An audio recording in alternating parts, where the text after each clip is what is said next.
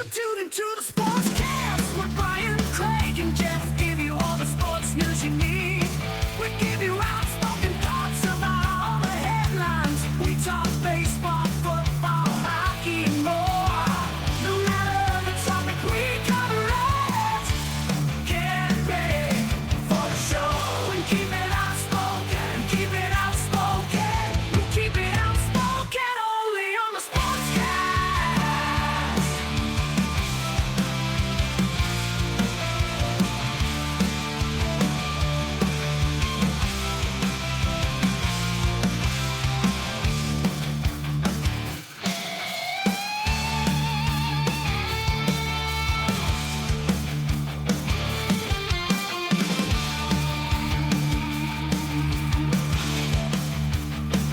Tune into the Sportscast with Brian, Craig, and Jeff. Give you all the sports news you need.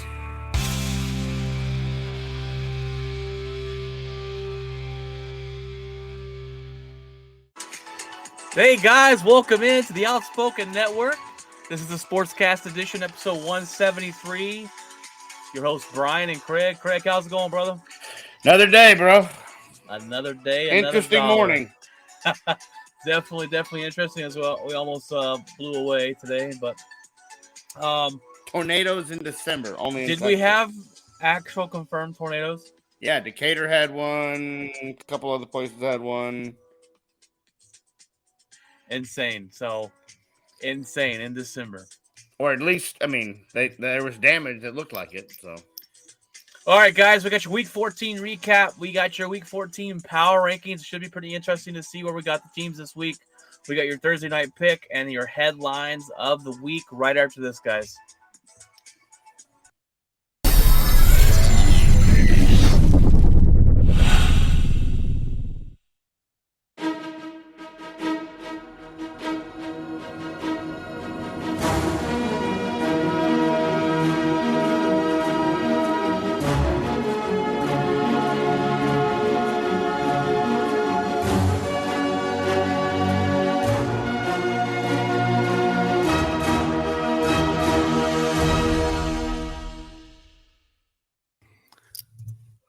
All right, guys, welcome in. Episode 173. We're getting up there. We're almost to episode 200, so that's pretty cool. Week 14 recap edition here for you. It has been a heck of a week, Craig. Us doing the same job we do has been one heck of a week. Anybody that works in the trash business, and just fantastic. I fortunately missed out on the rain because I didn't have a truck until about 9:30 this morning. So where I was, it was sorry, a little distraction here. It was thanks, babe. It was already past me at this point, but I heard rumors of tornadoes and rumors of it striking down and Saginaw and all sorts of things, and I'm like, I hope not, because that's where I live. So yeah, so it's anybody out there that is that got hit by a tornado. Our thoughts and prayers go out to you today, because it's crazy to have tornadoes in December. yeah. But this is Texas. So, all right, we got your Week 14 recap. Another great week. My team was on a bye, so I didn't really have any real interest on whether we won or lost. But you had the Rams. You had the Baker Mayfield story on Thursday night against the Rams and Raiders, and I still we talked a little bit on Friday about it. They made a joke that Baker came in on less than 48 hours, won a 8 seconds game, notice, and wins a football game. and on his way to the locker room, he goes, "Hey, where's my locker? Which way is the locker room?" I don't even know yet. Yeah. And I came in and beat the Last Raiders. time I was here, I was a visitor. Hold on. What are we going? Right. You can see him walking into the visitor locker room going, "Oh, Yeah. my bad, guys. My bad." So that was pretty funny. We had the Jets and Bills, man. This was a closer game than we thought. The Jets defense kind of held the Bills down. They only scored 20 points. They just couldn't get it done on the offensive side of the football. They lost 20-12. And that's been the story all year, basically, for the Jets. Is it doesn't matter who they have at the helm. The defense is keeping them in football games, and then if they can just find anybody to score any points, they can win some football games. But Exactly.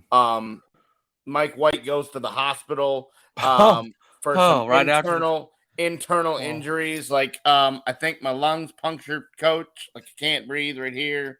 he came. He went out of the game and came in like 3 different times, and it's like it's just beat the sense, Hey, but no, hey, that's no concussion protocol. It's cool. what Don't worry about that. that kid has some heart. I tell you Yeah. that, man. Yeah. Whew. Well, he doesn't want to lose his job. He doesn't want somebody to come in and take his job. So, I mean, they've been playing the whole carousel between the three of them all year long.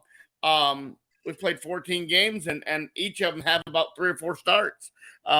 So, it started with Flacco, then they went to Zach, and now they're back with Mike White, and now Flacco, and that's going to be their biggest downfall going forward. 100%. We've got to figure it out. And you got to stick with somebody, and exactly, and it does not look good on the head coach that he can't stick with somebody, and that's going to be what leads him maybe out the door. This team is talented; they had a really good draft. You see this defense. The best cornerback in the league this year is Sauce Gardner. He's been playing lights out.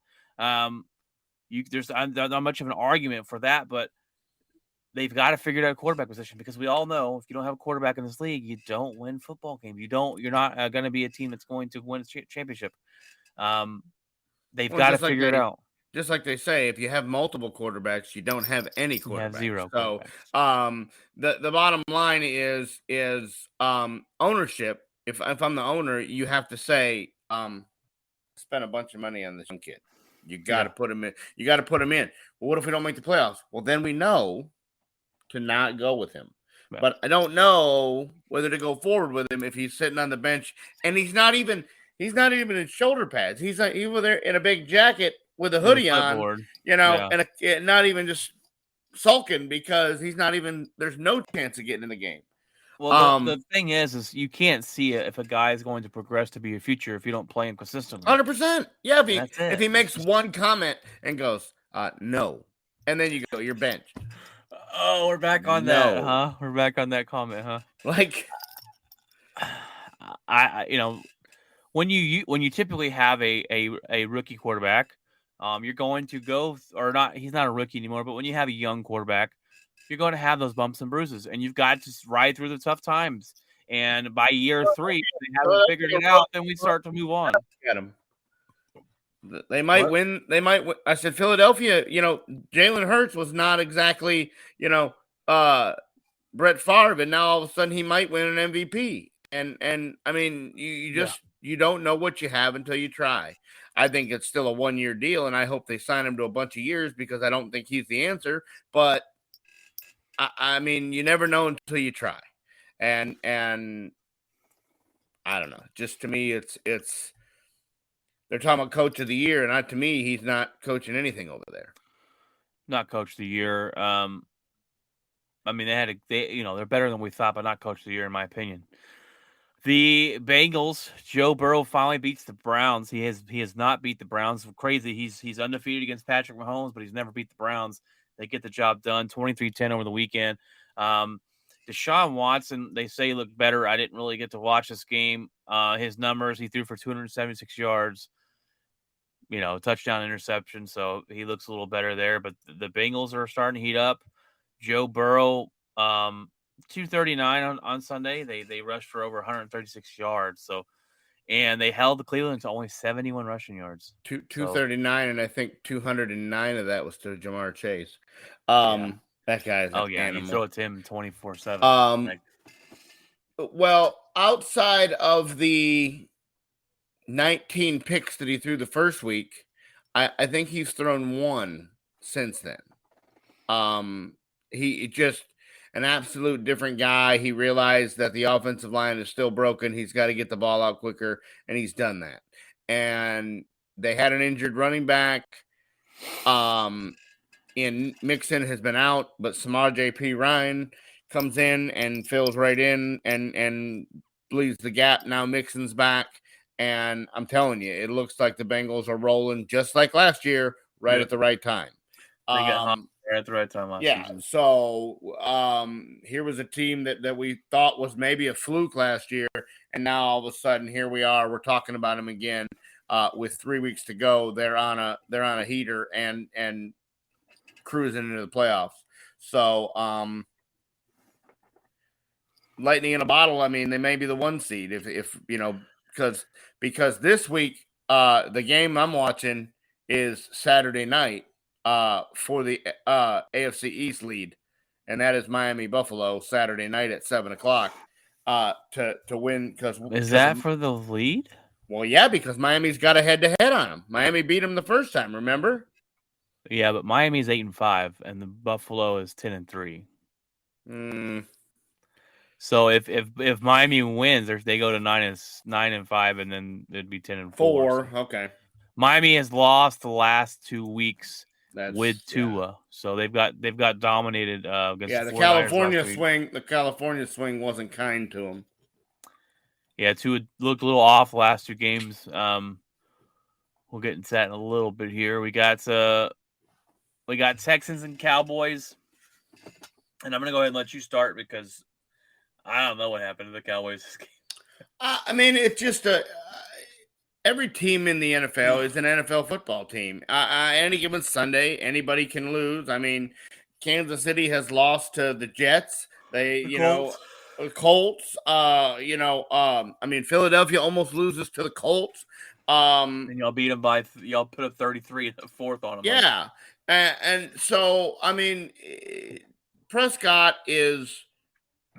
Everybody wants the more aggressive. They go, I need more aggressive. I need more aggressive. You don't be just a bus driver. Well, then when he is more aggressive and he misses a linebacker, then he throws a pick. And the second one wasn't even his fault. The Josh Ball got train wrecked and the guy hit his arm as he threw it, and it changed the whole trajectory of the ball.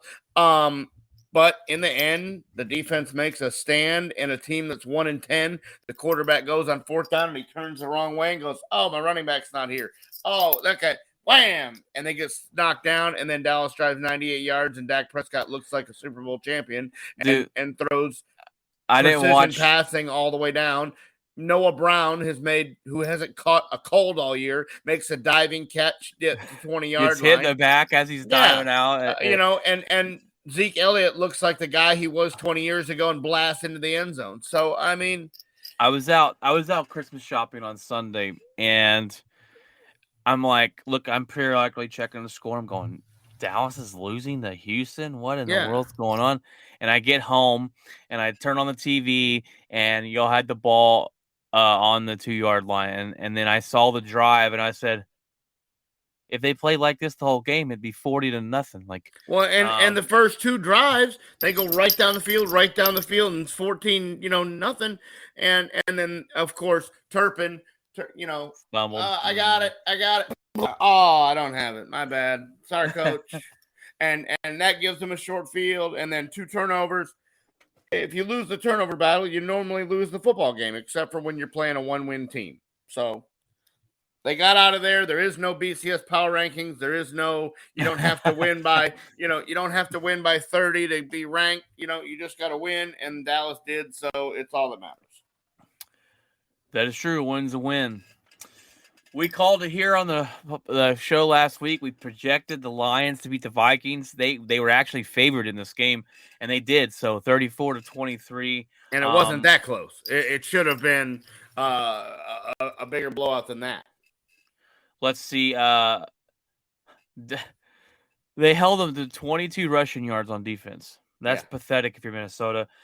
They said, we're going to let Justin Jefferson run all over us or catch the ball all over us. He had 223 yards, but they lost. The Lions are heating up. This team, if they make the playoffs, could be a team to play upset alert. They're on offensively. They are playing really well. It will be very interesting this week because they do play that New York Jets tough defense this week.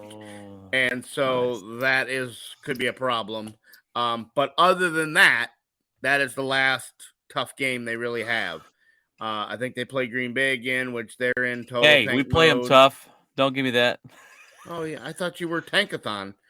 We should be. I wish we were.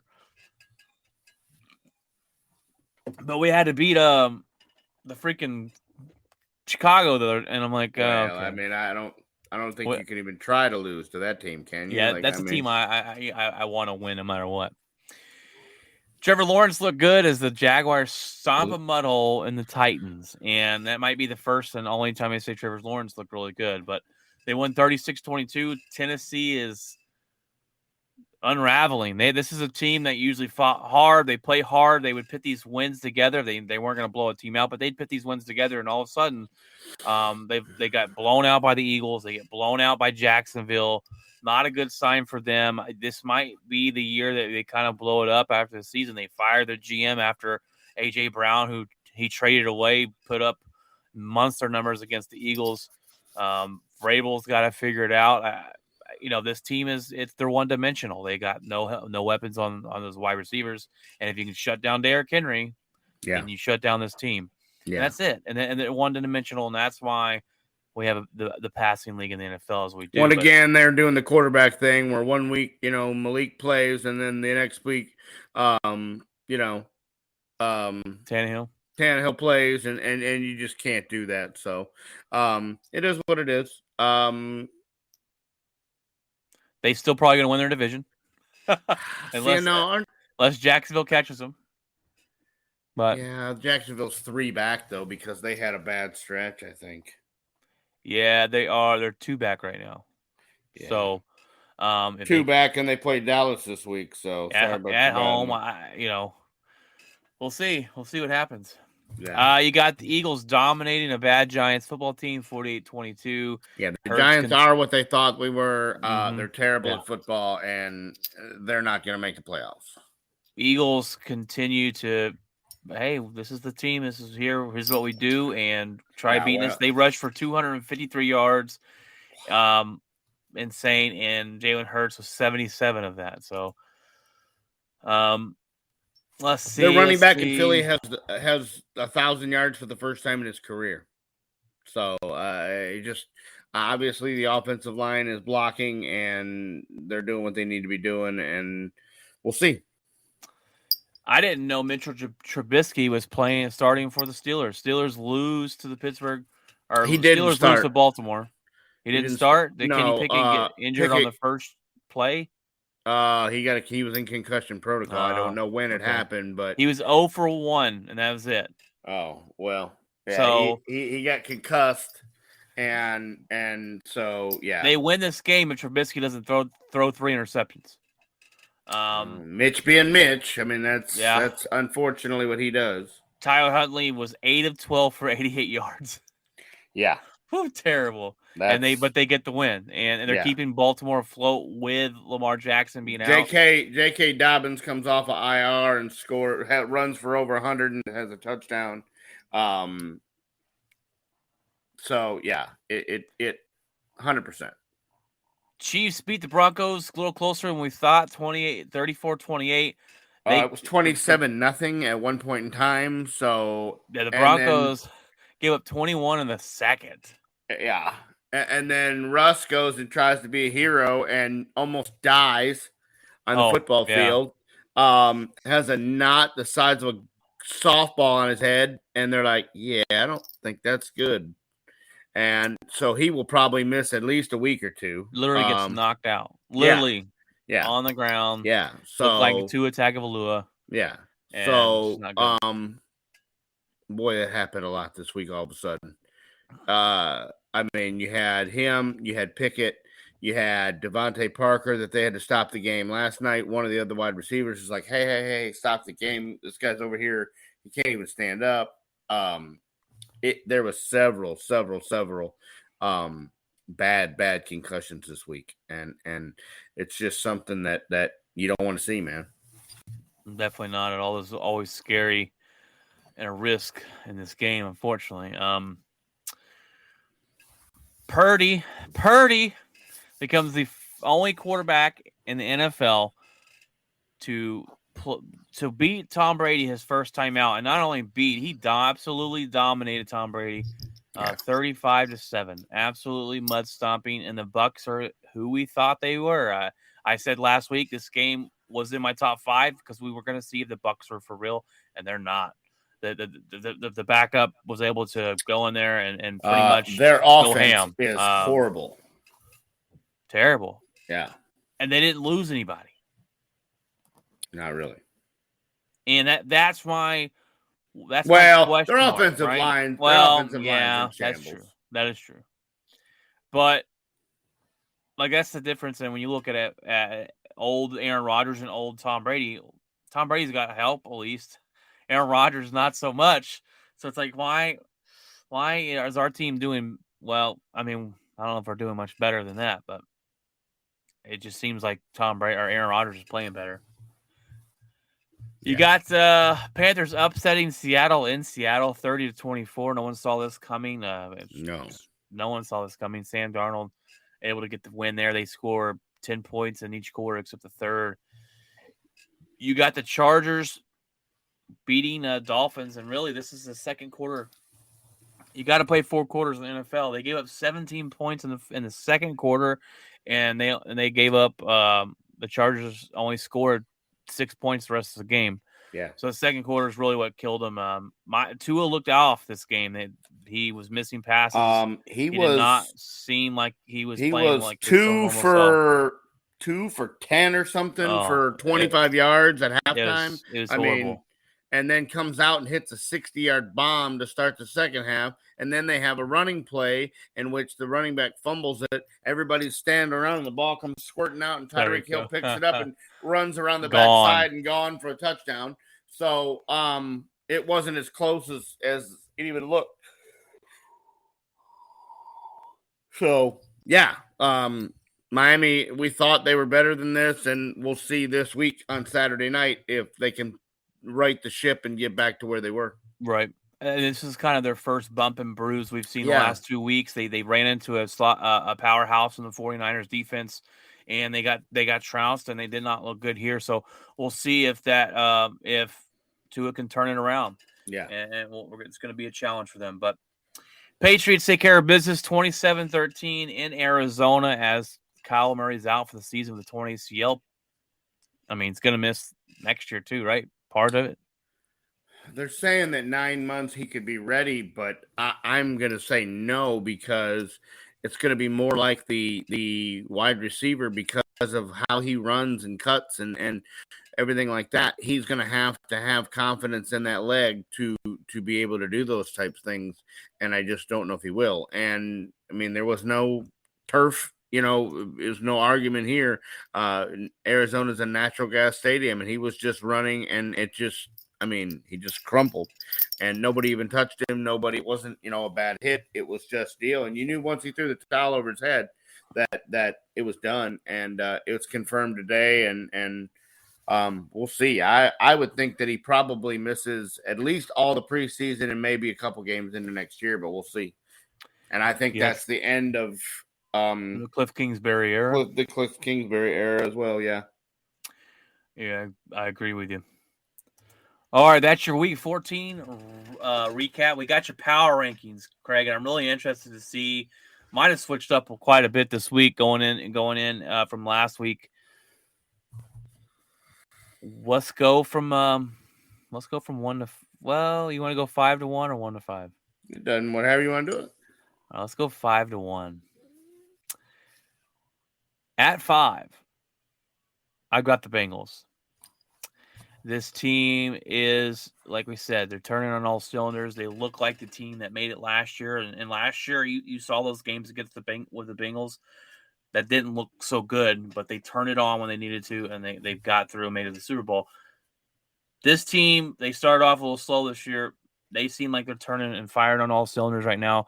They seem like they're going to take over this division and win it, and they seem more confident than even that they were last season right now at this point. And I really like this team going forward. Chase and Burrow kind of figured it out, and maybe it was the offensive line that had Joe Burrow looking a little off in the beginning, and now he's kind of figuring out what he has to do, and this team looks scary. I have the same team. They're getting hot at the right time, and you've The offense is putting up points. The defense looks like it can hold, and it looks like the team that went through the navigated the brutal AFC last year and went to the Super Bowl. It looks like they are going to be while they didn't start this way, it looks like they're going to be a team to reckon with down the stretch. Team you don't want to face in the playoffs. Nope. Yeah, team definitely don't want to face in the playoffs, and they can win on the road too. So you know, and not playing at home and not isn't going to bother them. Number 4, I got the Bills. I got the Bills here. I took them down a little bit. Their offense hasn't been there as much the last couple of weeks. I think they've taken a step back a little bit, but they're still a good football team, being number 4. They're still a team that I don't want to face in the playoffs. The Josh Allen revenge tour is kind of taken a little step back. They haven't been as dominant as we thought they should be this season. So I had to knock them down a little bit, but I got the Bills still in the top 5 of the NFL. Yeah, same here. I think the UCL hurt his arm. I think the defense losing Von Miller has hurt a little bit. It loses the pass rush. They did sign Cole Beasley today. We'll see. It's to the practice squad, but we'll see if he's already played for them, so he has kind of a deal with Josh, and we'll see what happens. But I can't put them much higher because of the way they've looked. They haven't, like I said, you were in a struggle game against the Jets. You lost to the Jets, so I don't want to move them any higher than that. But yeah, I have them as well. Number 3, I got the Chiefs. I got the Chiefs here at number 3. They did not look all that well against the Denver Broncos this last week. I mean, they jumped out to a high start, but Russell Wilson was able to play better. They only beat them by a touchdown. This team's good. Who did they beat? Who did they beat last week? I was looking at it. Dang it. They played last week. Sorry. Kind of stopped down the thing. Oh, they lost to the Bengals the week before. Yeah. And then they barely beat the Broncos. This defense is an issue, in my opinion. I don't think this defense is Mahomes good. threw 3 picks, again, trying to be super aggressive. And this defense, to me, is not where it needs to be. Well, it's never been it's never been super powerful, but yeah, the offense has always been able to overshadow it. I got the same deal because we did not. I swear, we did not give each other our team. So this is kind of funny. Because it just they look like they still look vulnerable. They're winning, but they still look vulnerable. It's kind of like Dallas. Dallas is winning, but at any point in time, they're slow to start. They're not finishing strong, and so yeah, and the AFC is much stronger, much stronger than the NFC. So it's not near as wide open. So the competition of football you're going to play in the playoffs is going to be much higher. Who gets that 1 seed and who gets that bye? That's going to be a huge step in the AFC because it's a week that you don't have to play, and then you get some home games, and everything runs through you. So that number 1 seed, fighting for that number 1 seed is a very big deal because it's a close race, and you got that time off to rest up because these AFC games seem to be very tough, very very hardcore football that they always beating each other up. So. The Chiefs, there's something, I don't know.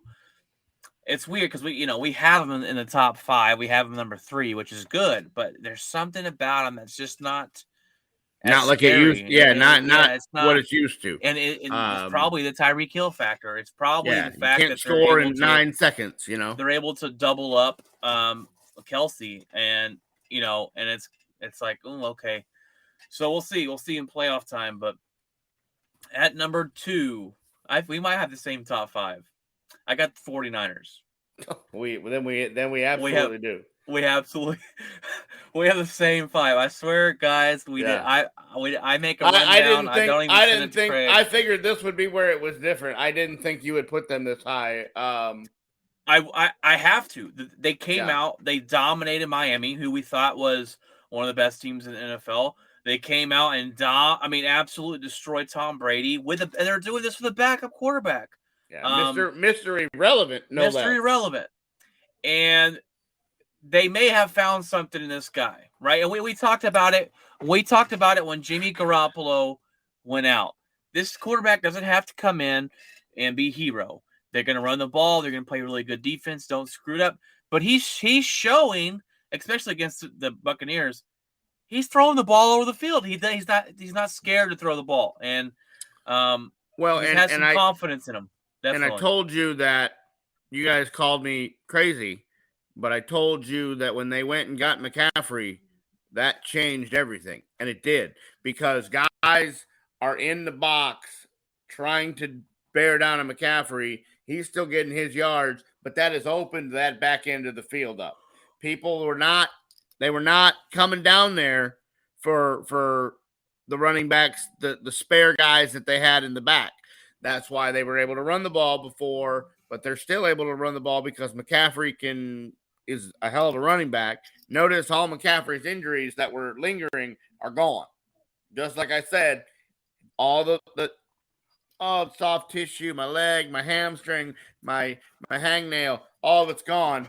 He is playing every week, and he is ready to go. And that team to me is probably who is going to represent the NFC in the Super Bowl.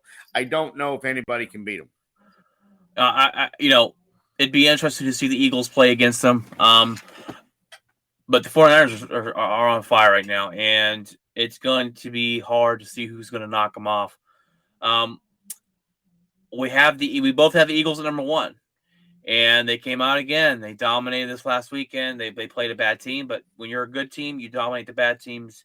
And the Eagles just look to be on a roll. They found something in the quarterback. I didn't believe in Jalen Hurts. He looks to be the quarterback that they thought he could be. You got A.J. Brown. They added him over the offseason. You got a good defense. They run the ball. The quarterback runs the ball. It's a very hard team to stop. So right now, you have to have them number 1 in your power rankings. I don't think you can have anybody else. They're 12-1. And I mean, you can only play the teams in front of you. So the week schedule argument, it can only be used for so long. Jalen Hurts is going to be in the MVP discussion, and as it should be.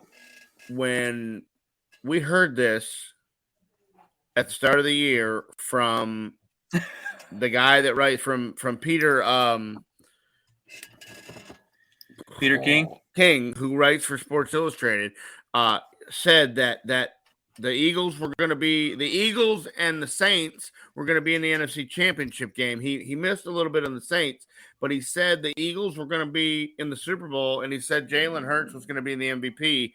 And I literally laughed in my work truck very hard for a long time because I was like, wow, I don't know what they're giving you at Sports Illustrated, but that is some good stuff.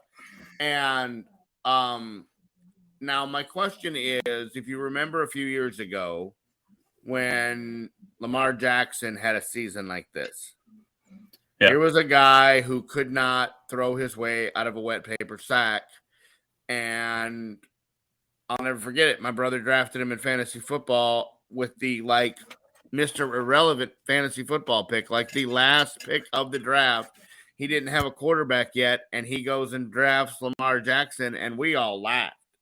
And he has an MVP, and my brother either wins the league or very close to winning the league. And that's exactly what this reminds me of. Now, I think it's probably just like the Lamar Jackson year, a 1-year flash in the pan, but it's going to get him a lot of money. It is. Well, and it's going to get him an extension. He will be the quarterback for the Philadelphia Eagles for the near future. He could win the MVP this year, definitely. And I don't see anybody else in the NFC for sure. The only other person would be Mahomes. Would be the only other person. What the difference is going to be next year? Yes. When a team figures you out, yes, the great quarterbacks like Peyton Manning and Tom Brady, Drew Brees and stuff like that. They figure out what to do when you figured them out, and they change it up, and they do this or they do that, and that's going to be the issue. I don't know, right? I've been waiting for 13 weeks for somebody to figure him out, and they can't do it. It's tough because they got the running game, they got the RPOs, you got a threat of AJ Brown, you got the threat of the quarterback rushing. It's a tough. I didn't think that trade would make that big of a difference. It has absolutely made. You know why we didn't think, because we didn't think AJ Hurts was capable of throwing the ball downfield, but he's proven this season he has been, and they got a good defense. They've got the best offensive line in the league, and all of that was playing really well into what the Philadelphia Eagles are doing. So. Well, and after they lose the game to Washington and let up all those rushing yards, they go sign 2 massive defensive tackles in Ndamukong Suh and another guy and shore up that defensive line, and they did not let up very much to the Giants. What's their owner's name? Howie Roseman? He knows what he's doing. Or the GM. I think he's the GM. The GM. Yeah. He knows what he's doing. Yeah. He said, "Hey, I look, this is a problem. We went out and we fixed it. We're all in type of thing." He's normally one of the finalists for the executive of the year, or We'll see if they can make the run, but they are going to. Looks like right now they're going to walk to the 1 seed and walk to the bye, and that everything will run through Philadelphia. And boy, you don't want to play in Philadelphia in January. I think a Philadelphia 49ers NFC Championship game would be one heck of a match. Sure would be. I'll be interested to see how Dallas looks against them on Christmas Eve. That's going to be a great game. Our buddy Austin's going to be there. I'm going to. This is a game you got to watch. It's one you circle on the calendar. And go okay. Yeah. Given the stakes of everything, and interesting. Same top 5. So that's. We didn't talk about this beforehand. First time in 14 weeks that's happened. That's happened. And we've not talked about this beforehand. So Thursday night pick, let's get that out of the way, Craig. We've got a good rivalry. It's always a good game when these two teams play. It's the 49ers versus Seattle. But Seattle's been playing. This is a game that could be a trap game. Seattle comes out and loses the Panthers. They always play the 49ers. These two teams always play each other tight. But I still got to pick the 49ers. I still can't go against this defense. They look really good right now in Seattle. While Seattle appeared to going to be headed for the number 1 pick, they won a bunch of games that we didn't think they were going to win. And Pete Carroll was looking really good, but they've stubbed their toe the last couple weeks. And last week really hurt to lose to Carolina, to a team that's using Sam Darnold as their quarterback. That hurts, and that was a loss that probably will end up costing them a playoff spot. I have to go with the 49ers. All right, guys, it is the time for the headlines of the week.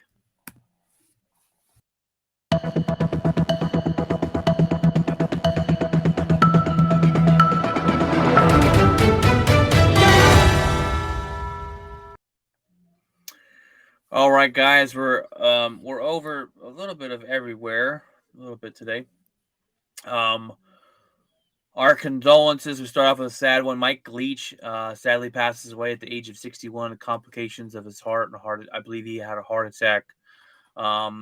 Mike Leach was a great coach. He helped change college football in general. He helped create the what they call the air raid offense.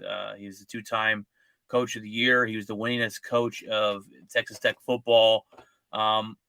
He's a great person. They've got plenty of stories about him. I love to hear his interviews at the end of the games and the kind of crazy stuff he would say and come up with. But sad news out of this for Mississippi State.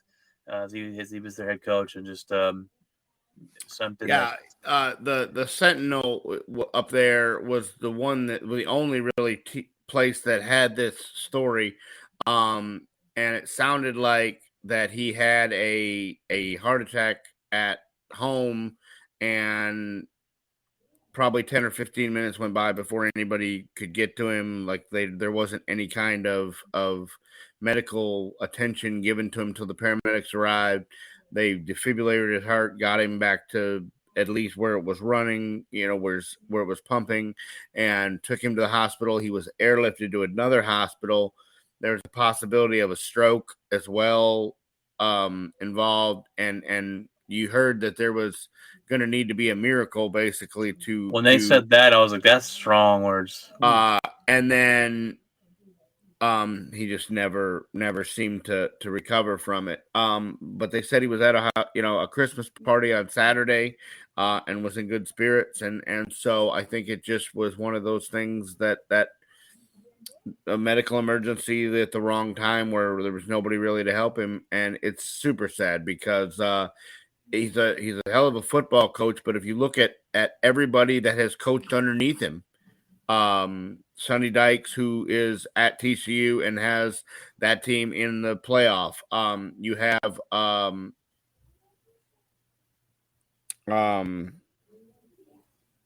the guy from Tennessee who has that team running, into the top. They were the number one team in the nation for a while until they have a quarterback that blows his knee out. And so everybody that's coached underneath him has had success.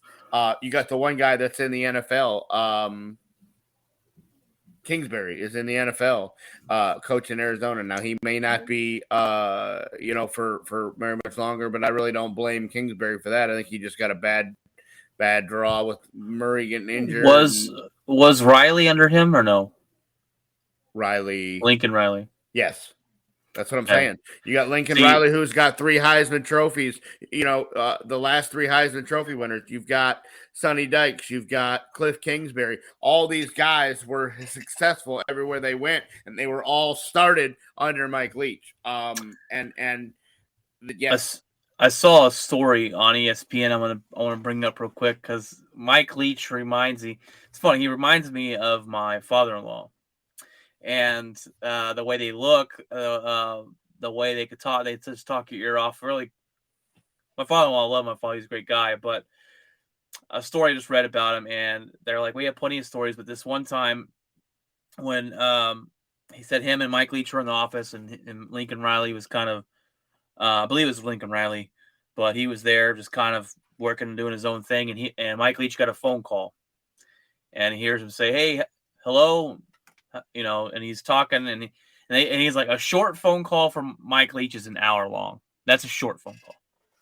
And he's like, all right, he gets in this phone call, and he's not really paying attention to Leach, and he hears the phone. They get disconnected. He's like, hello, are you there? Calls him back.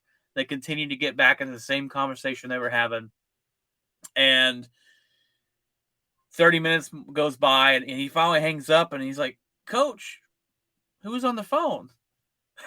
And Mike Leach said, I don't know. It was a wrong number. I'm like, that's hilarious. So yeah. This shows you the kind of guy he is. And the stories he tells about, like, the mascots where he goes into well, that's not a very scary mascot, and that's not a very scary mascot. I would definitely, you don't want to mess with a badger. That thing's mean, da-da-da-da-da. And talking about zombies and zombie apocalypses, and he could just take anything and turn it into a something that you would want to listen to. We were just talking the other day, ironically, about how it would be cool to have a 2-hour Mike Leach radio show. And all of a sudden this happens, and you get the sad news. So, it's you never know when your time is going to be up. And but he was a great football coach. Mississippi State is going to lose a great football coach, and locally, the Texas Tech school in which he coached for a long time is very sad as well. Moving on here, we talked about a little bit Kyle Murray out for the season as he tore his ACL last night. As their woes continue as Arizona Cardinals fans, and this is not what this team was supposed to be this season. Now you've got your quarterback missing. You probably fire your coach in the offseason, and Kyle Murray might miss some of next year. So or maybe it saves Kingsbury's job. I really don't know yet. I doubt it. If Kyle Murray has anything to say about it, I think Cliff's gone. Yeah. Cole Beasley, we talked about this a little bit. We hit on it as well. Is coming back out of retirement to play for the Bills. Cole Beasley, he retired. He had good numbers with the Buffalo Bills when they let him go. He went over to the Buccaneers for, I think, a practice. 2 games or one game. And one game, caught like 2 passes. Yeah. I think this is a good fit. We're still waiting to go. Okay, who's going to get Odell Beckham? Obviously, teams are sticking away from him for a little bit, and this is kind of their answer. Cole Beasley comes in. He's a guy that's going to play a good slot wide receiver. He's going to give you that familiarity between the quarterback, and I think it's a good pickup. And then you also got the Dallas Cowboys. This is one we haven't talked about yet. Signed veteran wide receiver T.Y. Hilton. So I am not sure that Odell gets signed this season, but Dallas Cowboys bring in T.Y., and this is a guy that's not going to give you what Odell could have, but it's just a veteran presence. He's going to be in the spot he needs to be, and he's going to give you kind of a veteran leadership in that wide receiver room. He was very good when he was younger. I just don't know how much he's got left in that tank at 33 years old. So not the splash that the Cowboy fans wanted, but there's got to be something up with Odell. And when he came out and said, I don't see any reason to play in the regular season, I'm like, okay, that means your knee is not healthy enough to play in the regular season. I just so many questions there, but what do you think of the Cowboys signing T.Y. Hilton as a Cowboy fan? I mean, is this something that, it's probably not a very exciting move after all the Odell drama, and are we going to get him? And well, the Beasley deal, I think the only reason he left Buffalo was COVID. Remember, he had problems with all the testing and the vaccines and not being vaccinated and wearing the mask in the facility and not wearing it to practice and all that. And that's why Beasley left was all the stuff with the COVID. So he's back, and he had a very successful season in Buffalo, and I think he can pick up right where he left off. It gives Josh Allen another weapon. So we'll see where that ends up. The T.Y. Hilton deal, this was, if you remember, I had said something at the start of the offseason. They had talked about this right before, about the middle of camp. The rumors of T.Y. Hilton were hot and heavy, and he was coming to Dallas, and it just kind of disappeared. And so I figured maybe they worked him out and didn't like what they saw, or maybe they didn't, or whatever. But the bottom line is the reason Odell Beckham is not on a team is because he wouldn't work out for anybody. He refused to work out. He clearly not going to be ready until at least the postseason. Hilton's ready now. He came in, he worked out, he passed the physical, he did everything that he needed to do. Hilton is a very solid route runner. His hands are great. He used to run a 4.340. I don't think he runs one anymore. Be a miracle if he did. My concern is his separation, but they are talking. And if you look at what the experts say, the reason that they went and signed T.Y. Hilton is a solid route runner like the Amari Coopers, and that is a good thing against zone coverage. And if you looked at what Houston did, they played a lot of zone coverage, and Dak Prescott seems to struggle a little bit against zone coverage because you got guys that he doesn't see.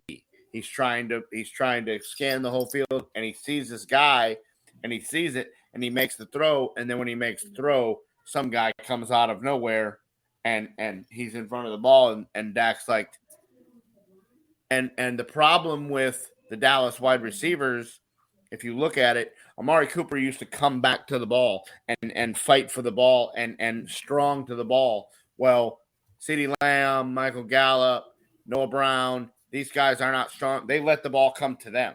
They are very, very defensive receivers. They let the ball come to them.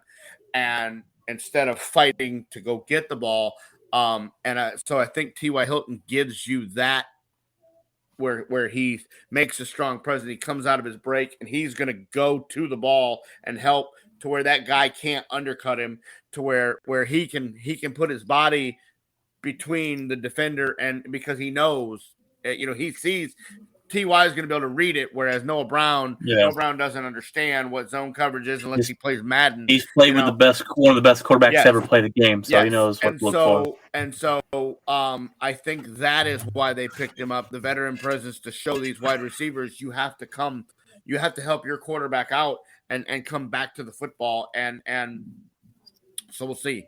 I don't think he's going to take any balls away from CD. He's not going to take anything away from Gallup. Noah Brown might deal. If I'm James Washington, I worked my tail off to get back from a broken foot, and now you add another guy, and I might be on the inactive list.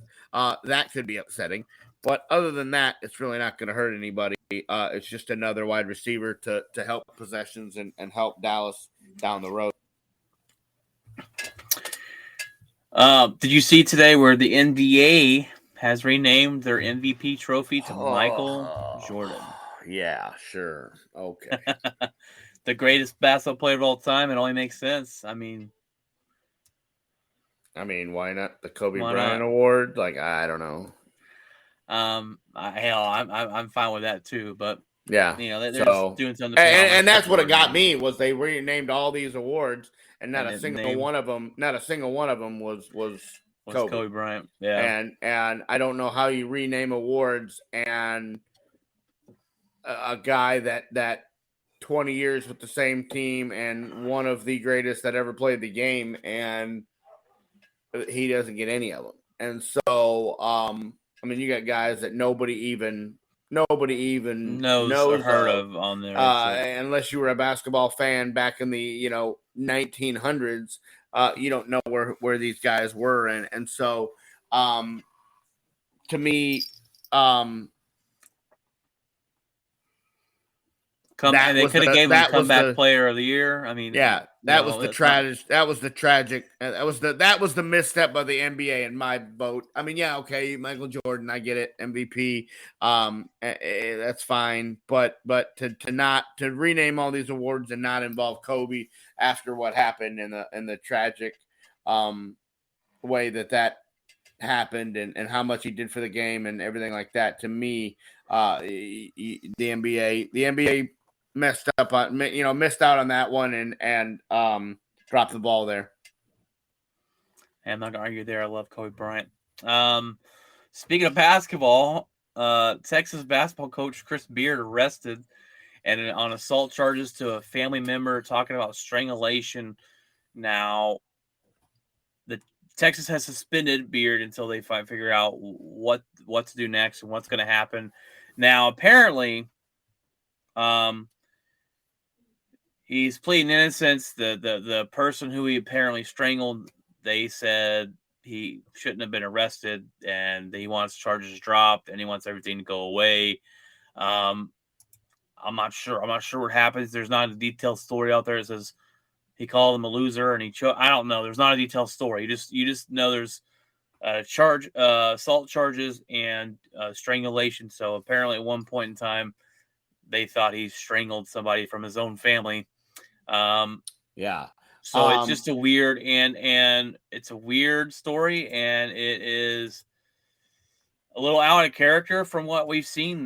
This guy has been thought to be a really good guy. I don't know what happened at the Thanksgiving family dinner or whatever, but it's just not a good look. And he's probably looking at maybe termination if charges are actually filed and he gets actually charged for this assault. But that is one of the clauses in the contract, is a felony, and being arrested for a felony. That is one of the stipulations that will allow them to get out of the fully guaranteed contract. I don't think unless somebody makes a big deal out of this, if whoever this family member is comes out with pictures or comes out with a video, and sees what happened, I think he keeps his job. I think it probably goes away, especially if he gets his family member, whoever it is, to drop the charges. But my biggest concern here is now, how do you walk into the locker room and how do you walk into parents' homes and recruit, knowing that you're over here and you want them to come play for you, and you want them to tell you want to look at these parents and look them in the eye and go, little Bobby over here will be just fine under my watch. Be safe, yeah. We're gonna play basketball. We're gonna win lots of games. And he looks at the mom, and the mom goes, "Yeah, are you gonna go home and strangle somebody? Strangle somebody? If he doesn't run this screen right, is he gonna go over to the bench and get choked in the locker room? Do the players want to play for him? Do the parents trust in him? Here's a team who's 7-1. They went to overtime. This clearly affected the team last night.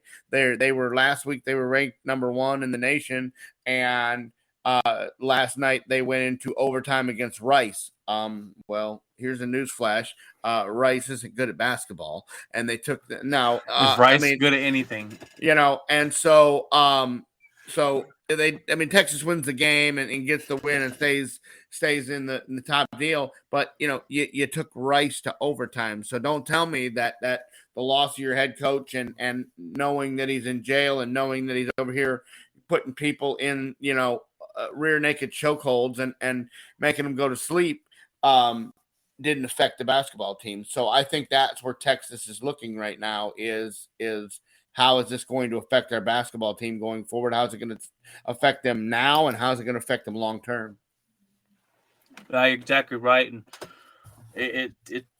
it's hard to, when you're a leader, to make a mistake and be able to walk back in that locker room and preach about being a good person and preach about being an upstanding citizen and doing what you need to do, and then them going, but coach, you strangled a family member over the last chicken bone at dinner. It doesn't it doesn't add up, and that's something that either the team will forgive. Maybe play scenario. Maybe the Texas gives him a little slap on the wrist. He comes back, and the team says, "Coach, we cannot play for you. I'm sorry." And they end up parting ways. I'm not sure. That's I don't know. Or maybe they go, "Hey, we didn't like that guy anyway. He brought him in here last week, and I just see why you slapped the hell out of him." Yeah, I don't really know. I'd have slapped the hell out of him a long time ago. Yeah.